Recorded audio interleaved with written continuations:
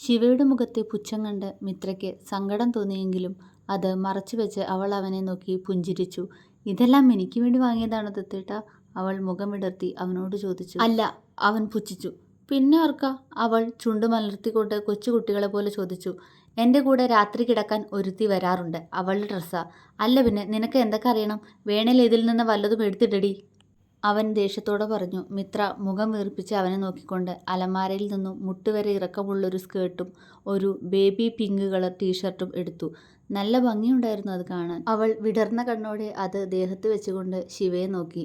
ശിവ അവളെ പുച്ഛിച്ചു. "ഹും," അവൾ മുഖം വീർപ്പിച്ച് പറഞ്ഞുകൊണ്ട് ആ ഡ്രസ്സ് എടുത്ത് അലമാര അടയ്ക്കാൻ തുടങ്ങിയതും അതിൽ നിന്നും 3-4 പാക്കറ്റ് പെട്ടെന്ന് താഴേക്ക് വീണു. മിത്ര നെറ്റി ചുളിച്ചുകൊണ്ട് അവ നിലത്തുനിന്ന് എടുത്തപ്പോഴേക്കും അതിൽ നിന്നും ഇന്നേഴ്സ് താഴേക്ക് വീണു. അവൾ ഞെട്ടിപ്പോയി. അവൾ പെട്ടെന്ന് ശിവയെ മുഖമുയർത്തി നോക്കി. അവൻ പതർച്ചയോടെ അവളെ മിഴിച്ചു നോക്കുന്നുണ്ട്. മിത്രയ്ക്ക് ചമ്മൽ തോന്നി. "ഇതൊക്കെ എന്തിനാ വാങ്ങിയേ? അയ്യേ," അവൾ സ്വയം മനസ്സിൽ പറഞ്ഞുകൊണ്ട് അവനെ നോക്കാതെ തല താഴ്ത്തി.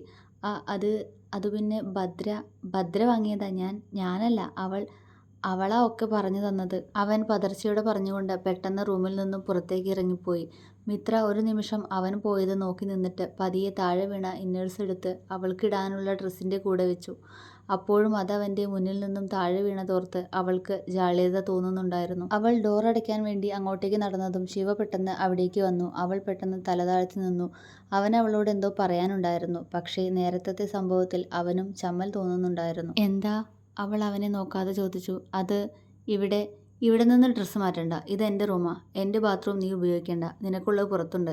അവിടെ പോയി മാറ്റിയാൽ മതി. ഇവിടെ നിന്ന് മാറ്റണ്ട. എനിക്കിഷ്ടമല്ല," അവൻ ശബ്ദത്തിൽ ഗൗരവം കലർത്തി പറഞ്ഞുകൊണ്ട് പെട്ടെന്ന് പുറത്തേക്ക് നടന്നു. മിത്രയുടെ കണ്ണു നിറഞ്ഞു. ഇത്ര നേരമുണ്ടായിരുന്ന സന്തോഷവും ചമ്മലും എല്ലാം അവൻ്റെ ഈ ഒരു വാക്കിൽ കെട്ടടങ്ങിയതുപോലെ അവൾ കണ്ണുകൾ അമർത്തി തുടച്ചുകൊണ്ട് അടുക്കള ഭാഗത്തേക്ക് പോയി. "ഛേ, അതവിടെ വെക്കണ്ടായിരുന്നു," ശിവ സിറ്റൗട്ടിലെ ചെയറിൽ ഇരുന്നുകൊണ്ട് ചമ്മലോടെ ഓർത്തു. "അവൾ ഇങ്ങോട്ട് വരുമ്പോൾ ഡ്രസ്സ് വേണമല്ലോ എന്ന് കരുതിയിട്ടാ അതൊക്കെ പോയി വാങ്ങിച്ചത്. ചിലത് ആദ്യമേ ഇവിടെ വാങ്ങിവെച്ചവായിരുന്നു, കുറേ മുന്നേ തന്നെ. പക്ഷേ ഛേ," അവന് ജാള്യത തോന്നി. 2 ദിവസം മുന്നേ അവൾക്കുള്ള ഡ്രസ്സ് വാങ്ങാൻ പോകുമ്പോൾ ഭദ്രയും വിച്ചുവും ഉണ്ടായിരുന്നു കൂടെ. ഡ്രസ്സ് എടുക്കുന്ന കൂട്ടത്തിൽ വിച്ചുവിനോട് ഭദ്രയോട് ഇന്നേഴ്സിൻ്റെ കാര്യം ചോദിക്കാൻ പറഞ്ഞതും താനാണ്. അവർ അത്രയും അടുത്ത സുഹൃത്തുക്കളല്ലായിരുന്നോ ഇപ്പോഴും ഉള്ളിൽ പരസ്പരം അതേ സൗഹൃദം സൂക്ഷിക്കുന്നവർ? അവൾ തൻ്റെ അടുത്തേക്ക് വന്ന് ഒരു ആക്കലോടെയാണ് മിത്രയുടെ അളവെല്ലാം പറഞ്ഞു തന്നത്. തൻ്റെ മുഖത്തെ ഗൗരവം കണ്ട് അവൾ അപ്പോൾ തന്നെ വിച്ചുവിനെയും കൂട്ടി സാരി സെക്ഷനിലേക്ക് പോയി. "പിന്നെ ഞാൻ തന്നെയായിരുന്നു അതെല്ലാം വാങ്ങിച്ചത്." "അയ്യേ, അവൾ എന്നെപ്പറ്റി എന്ത് കരുതി കാണും? മോശമായോ?" അവൻ സ്വയം ചിന്തിച്ചു. "പിന്നെ എന്ത് മോശം? അവൾ എൻ്റെ ഭാര്യയല്ലേ.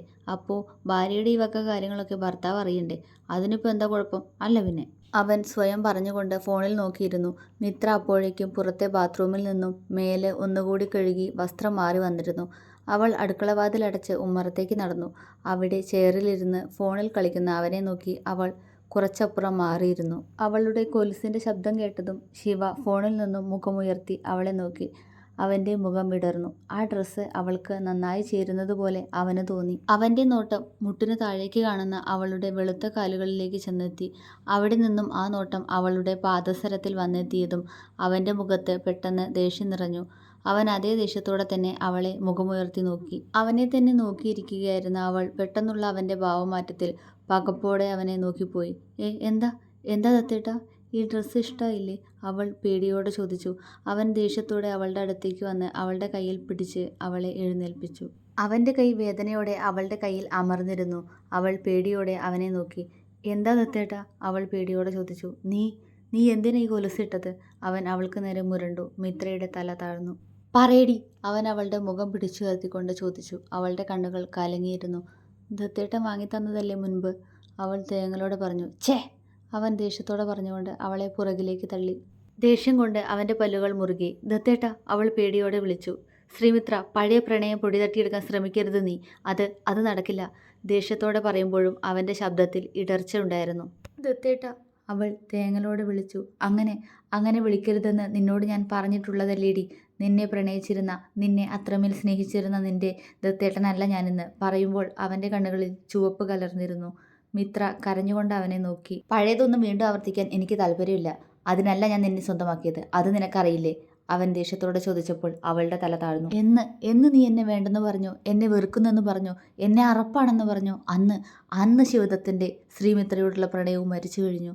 ദത്തേട്ടാ, അവൾ ഉള്ളിൽ നിറയുന്ന അതേ സങ്കടത്തോടെ അവനെ വിളിച്ചു. എന്നെ വേണ്ടെന്ന് പറഞ്ഞ നിന്നെ, എൻ്റെ യോഗ്യത തീരുമാനിച്ച നിന്റെ അച്ഛൻ, അയാൾ തന്നെ നിന്നെ എൻ്റെ കയ്യിൽ ഏൽപ്പിക്കണമെന്നുള്ള എൻ്റെ വാശി, നിന്നോടുള്ള വെറുപ്പ്, അത് മാത്രമാണ് ഈ താലി. അതിനപ്പുറത്തോട്ട് ഒന്നുമില്ല, ഒന്നും.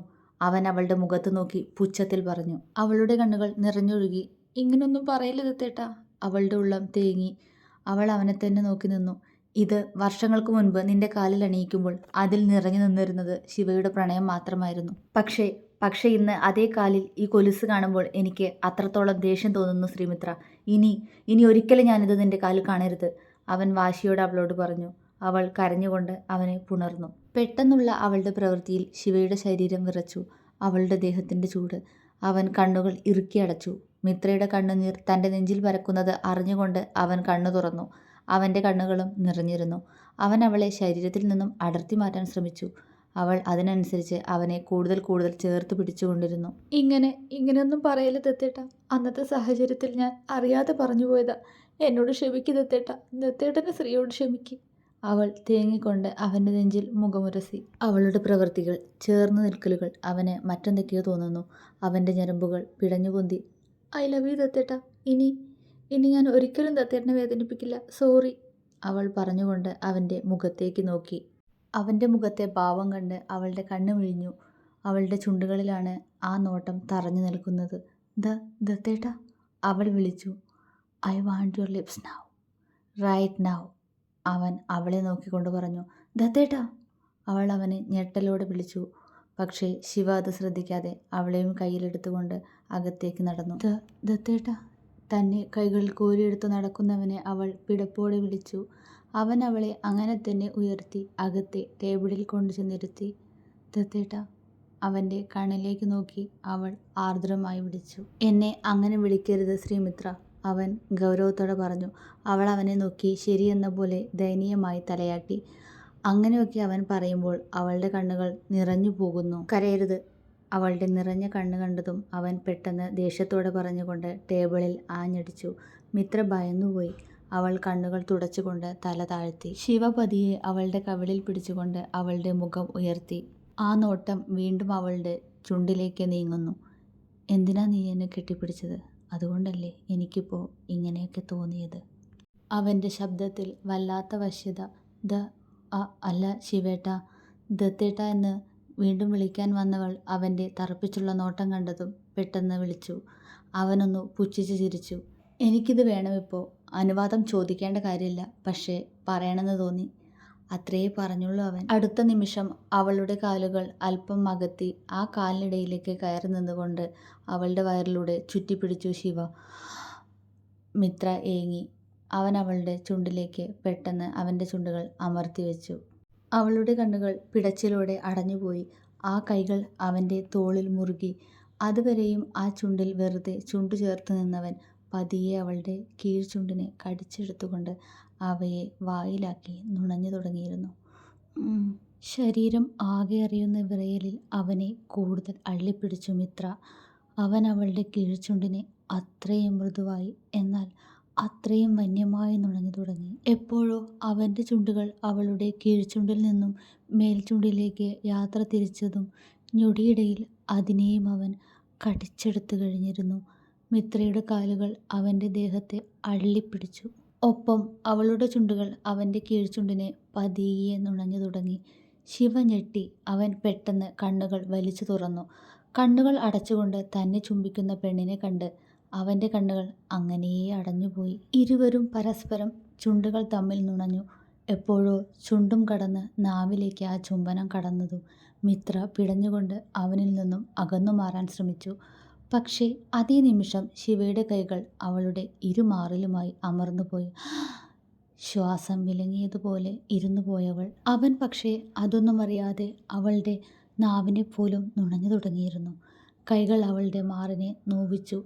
ശരീരം ആകെ പടർന്ന അനുഭൂതിയിൽ നിന്നും ഞൊടിയിടയിൽ അത് വേദനയായി മാറിയതും മാറിലിരിക്കുന്ന അവൻ്റെ കൈകൾക്ക് മുകളിൽ അവൾ കൈവച്ചു. പക്ഷേ അവനൊന്നും അറിയുന്നില്ല. അവിടെ കൂടുതൽ ഞെരിക്കുന്നവൻ. ചുംബന തീവ്രതയിൽ ശ്വാസം കിട്ടാതെ അവൾ ശക്തമായി കുതറിയതും ശിവ പെട്ടെന്ന് അവളിൽ നിന്നും അകന്നു മാറി. മിത്ര കിതച്ചുകൊണ്ട് അവനെ നോക്കി. അവനും കിതയ്ക്കുന്നുണ്ടായിരുന്നു. പെട്ടെന്ന് അവളെ അങ്ങനെ എടുത്തുകൊണ്ട് ഹാളിലെ സോഫയിലേക്ക് കിടത്തി ശിവ. മിത്ര കിതച്ചുകൊണ്ട് അവനെ നോക്കി കിടന്നു. അവൻ അവളെ തന്നെ നോക്കിക്കൊണ്ട് അവളുടെ കണ്ണിൽ പതിയെ ചുണ്ടമർത്തി. മിത്രയുടെ കണ്ണുകൾ കൂമ്പിയടഞ്ഞു. അവൻ്റെ മുഖം അവളുടെ കഴുത്തിലൂടെ അരിച്ചിറങ്ങി. അവളുടെ നെഞ്ചിടിപ്പ് കൂടി. ഡ്രസ്സിന് മുകളിലൂടെ അവളുടെ മാറിലൂടെ താഴേക്കിറങ്ങിയവൻ്റെ കൈകൾ അവളുടെ വയറിലെ ടീഷർട്ട് അല്പം ഉയർത്തി അവളുടെ നഗ്നമായ വയറിൽ പതിച്ചു.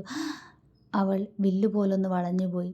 അവൻ പെട്ടെന്ന് കൈകൾ എടുത്തു മാറ്റിക്കൊണ്ട് അവളുടെ കാലിലൂടെ മുഖം താഴേക്ക് കൊണ്ടുവന്നു. മിത്രയുടെ ഹൃദയം ഇപ്പോൾ പൊട്ടിത്തെറിക്കും എന്ന പോലായി.